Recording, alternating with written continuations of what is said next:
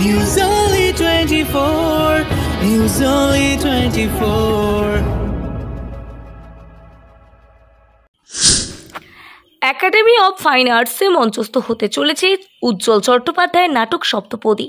13 April রবিবার ট্রাইকালার production private limited প্রযোজিত ও নাট্যশাস্ত্রম নিবেদিত সপ্তপদী নাটকের দুটি শো মঞ্চস্থ হবে বিকেল 4টে ও সন্ধ্যে 7টায়।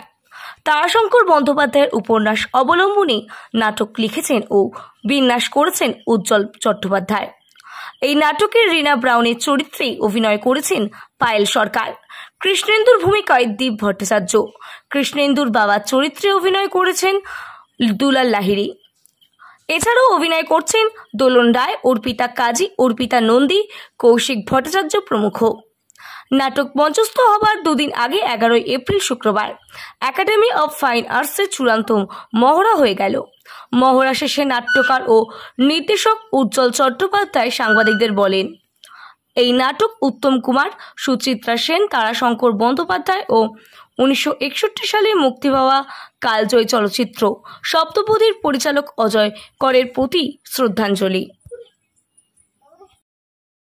মহানায়িকা সুচিত্রা সেন যে চরিত্রে অভিনয় করেছেন সে রীনা ব্রাউনের চরিত্রে অভিনয়, চ্যালেঞ্জ তো আছেই এবং নিজেকে প্রমাণ করারও একটা ব্যাপার। যদি আপনি অনেকবারই প্রমাণ করেছেন তবু এটা নতুন ভাবে একটা নতুন চরিত্র, কি বলবেন? এটা না মানে প্রথম কথা হচ্ছে যে একটা জিনিস হচ্ছে দুটো completely different form of acting and completely different medium of acting, সেটা একটা বিরাট বড় ডিফারেন্স। কাজেই এই ক্ষেত্রে মানে ঠিক আমি সত্যি কথা বলতে কি ছবিটা তো ডেফিনেটলি ওটা একটা কাল্ট ফিল্ম, মানে there is no two ways about ইট।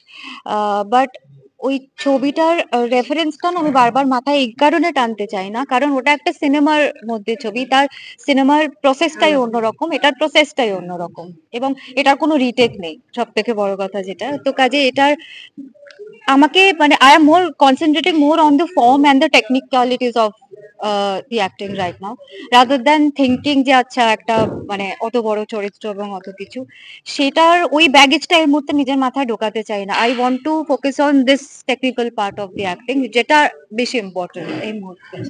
থিয়েটারে কাজ করতে অসুবিধা, মানে থিয়েটারে কাজ করা আর ছবির মধ্যে যেটা বললেন পার্থক্য, তো এখানে কি ফিল করছেন? অসুবিধা সুবিধার কথাই না, দুটো completely different medium.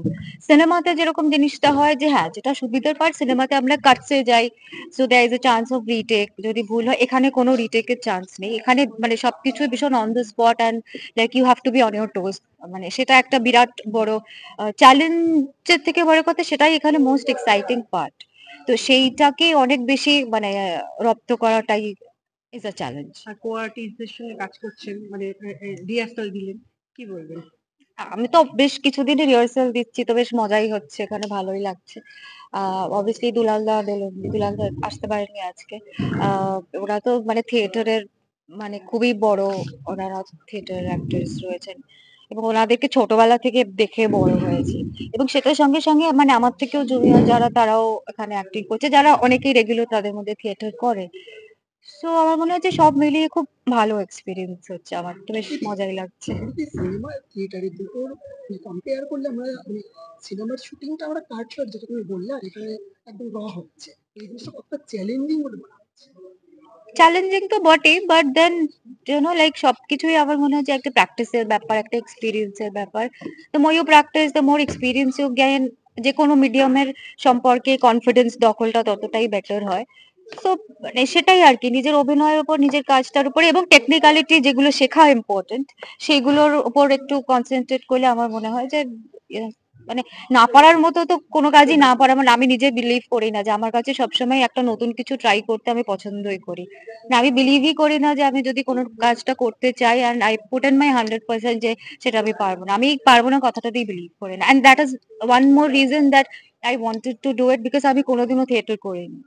So I wanted to see if I can do it. ওটাই বলতে চেয়েছিলাম যে তোমার এটা ফার্স্ট থিয়েটার যতটুকু আমি দেখি, তো সেই জায়গা থেকে এটা কতটা চ্যালেঞ্জ তোমার মানে ফেস হয়েছে, ফার্স্ট থেকে নার্ভাস ফিল? আমি জানি না, নার্ভাসনেসটা এখনো বুঝতে পারছি না অনেস্টলি, ওটা শো এর দিলে হয়তো বুঝতে পারবো, এখনো তো we are still kind of in that process. Let's C.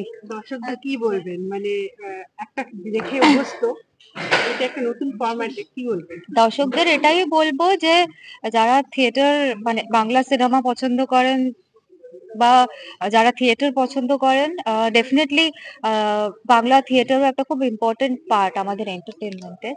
তো খুব ভালো ভালো থিয়েটার্স ইনফ্যাক্ট হয় সবসময়, সবাই হয়তো আমরা ব্যাপারটা সম্পর্কে অত চর্চা করি না তাই জানতে পারি না, but definitely theatre is a medium যেটা কিন্তু খুব ইন্টারেস্টিং এবং খুব এন্টারটেইনিং একটা মিডিয়াম। তো সবাই আসবেন, দেখবেন থিয়েটার, তাই বলতে চাই। যেটা মুভির ক্ষেত্রেও বলি, সেটাই চাই যে দর্শক আসুন, সব থেকে বড় কথা তো দর্শক। সামনে রবিবার একটা চ্যালেঞ্জ। হ্যাঁ। ইতিহাস আছে, মানে আমরা যখন নাটকটা লিখি আমি, তখন আমার মনে হয়েছিল যে আমরা সত্যি সত্যি যদি ফিল্মে আছেন এমন কোনো মানুষকে নিতে পারি, সত্যি কথা। কারণ কারণ সুচিত্রা সেনের যে ফিল্ম ভ্যালু, সেইটা যদি কোনোভাবে একটু টাচ করা যায়। তখন এর আগে বড়বাবু বলে একটা ছবি হয়েছিল, রেশমি মিত্র করেছিল, সেটাতে ও একটা অসাধারণ অভিনয় করে, সেটা কোনো রিলিজ হয়নি, তাতে আমিও ছিলাম। তখন থেকে আমার মনে হয়েছিল যে পায়েল যদি স্টেজে করে তাহলে খুব চমৎকার করবে, অভিনয় দেখে মনে হয়েছিল। এবং আমাদের সঙ্গে যিনি আছেন প্রধান দুজন কর্মকর্তা, দীপ এবং জগদীশ মিশ্র, ওনারাও কিন্তু খুব উদ্যোগী ছিলেন যাতে পায়েলের সঙ্গে একটা আমাদের কন্ট্যাক্ট তৈরি হয়। এবং সেইভাবে দীর্ঘ চেষ্টার পর বা যোগাযোগের পর আমরা পায়েলকে মঞ্চে আনি। এবং আমি নিশ্চিত যে মঞ্চের অভিনয়ে পায়েল একটা অসম্ভব সাড়া ফেলবে, এ বিষয়ে আমার কোনো সন্দেহ নেই। নাটকটা নিয়ে এইটুকু বলার যে এটা একটা হোমেজ, মানে আমাদের প্রণাম কার প্রতি? অজয় করের প্রতি, যিনি সপ্তপদী বানিয়েছেন, তারাশঙ্কর বন্দ্যোপাধ্যায় যার মূল উপন্যাস, এবং উত্তম কুমার ও সুচিত্রা সেন, এই চারটি মানুষের প্রতি আমাদের শ্রদ্ধার্ঘ্য নিবেদনই এই আমাদের এই থিয়েটারটির কাজ। মূল উপন্যাসের তো কিছুই পরিবর্তন নিশ্চয় সেরকম ভাবে অনেক পরিবর্তন আছে। মূল উপন্যাসে যেমন ঝুমকি নেই, মূল উপন্যাসে ওই যে দৃশ্যটা আমাদের আছে যে মেকআপ করে আছে ওথেলো, দুজনে দেখা করতে এসছে, ফুল দিতে এসছে, এসব কিছুই নেই। ওগুলো আপনি নিজে। হ্যাঁ, তোমার মূল উপন্যাসে যে ঝুমকি চরিত্রটা নেই। নাটক করতে গেলে অনেক চরিত্র ব্যাপারটা পাল্টাতে হয়, কিন্তু মূল যে ভাইব্রেশন, তরঙ্গ, যে তরঙ্গ সিনেমাতে আমাদের আছে, সেটা হচ্ছে ভালোবাসা ট্র্যাজেডির তরঙ্গ। সেই তরঙ্গটুকুকে আমরা ধরার চেষ্টা করেছি থিয়েটারের ভাষায়। কতটা সফল হবো জানি না। রিহার্সাল কতদিন দিলেন? প্রায় 5 মাস। 5 মাস। আর পায়েল ছাড়াও যারা আছেন তাদের সম্পর্কে যদি একটু বলেন। হ্যাঁ, পায়েল ছাড়া যারা আছে তাদের মধ্যে আছেন দীপ। দীপ সিনেমাও করেছেন, থিয়েটারও করেছেন। কৃষ্ণেন্দু চরিত্রে দীপ আছেন। আছেন দুলাল লাহিড়ী কৃষ্ণেন্দুর বাবার চরিত্রে, এবং একটি অদ্ভুত সুন্দর চরিত্রে। ওই চরিত্রটা সিনেমাতেও খুব বড় ছিল না, উপন্যাসে বড় ছিল না, কুন্তি, যে আসল মা রিনা ব্রাউনের, এই চরিত্রটি আমরা একটু বাড়িয়ে নতুন করে তৈরি করি। এই চরিত্রে অভিনয় করছেন দোলন রায়, ছায়াদেবীর চরিত্রে। মূল চরিত্র মানে মূল নাট সিনেমায় কথা কম ছিল, কান্নাই বেশি ছিল। এখানে কিন্তু অনেক বড় করে, অনেক লাউড করে, মানে অনেক মানে গভীর করে জিনিসটাকে আনার চেষ্টা করেছে। না না না না, সেট এখানে, সেটটা পুরোপুরি সাংকেতিক। প্রথম থিয়েটার পায়েলদি অত্যন্ত, মানে পায়েলের মতো মানে ডিরেক্টরস ফ্রেন্ডলি, ডিরেক্টরস মেটেরিয়াল খুব কম দেখা যায়। অত্যন্ত ওবিডিয়েন্ট, এবং থিয়েটারের নতুন কাজ শিখে নেবার জন্য ওর যে আপ্রাণ চেষ্টা, সেটাকে আমি স্যালুট করি। অসম্ভব ভালো অভিনয় করেছে, এবং অসম্ভব ভালোভাবে, মানে থিয়েটারের যে কোঅপারেশন টিম, সেই টিমের মধ্যেও একজন। আপনার একটা নতুন ভাবনা, এবং মানে এইভাবে পায়েলকে এনে একটা থিয়েটার করা, দর্শকদের উদ্দেশ্যে কি বলবেন? দর্শকদের উদ্দেশ্যে বলবো এইটুকুই যে সিনেমার সঙ্গে তুলনা না করে থিয়েটারটা দেখুন এবং অভিনয়টা দেখুন। আর পায়েলকে আপনারা সিনেমায় চিনেছেন, আর থিয়েটারে চিনেন, এইটুকু। আমরা বিজনেসে আছি, স্টিল বিজনেসে আছি। এই ধরনের একটা নতুন জিনিস করার ভেতরে আমাদের প্রয়াস যেটা আছে, আমরা ছেলেবেলা থেকে উত্তম কুমার সুচিত্রা ফিল্ম থেকে বড় হয়েছি। তো আমাদের তাদের প্রতি শ্রদ্ধা জানাবার জন্য এই ফিল্মটা আমরা নাটকে কনভার্ট করতে চাই। ভাবছি দর্শকদের ভালো লাগবে। কি মনে হচ্ছে, রিহার্সাল দেখছেন তো?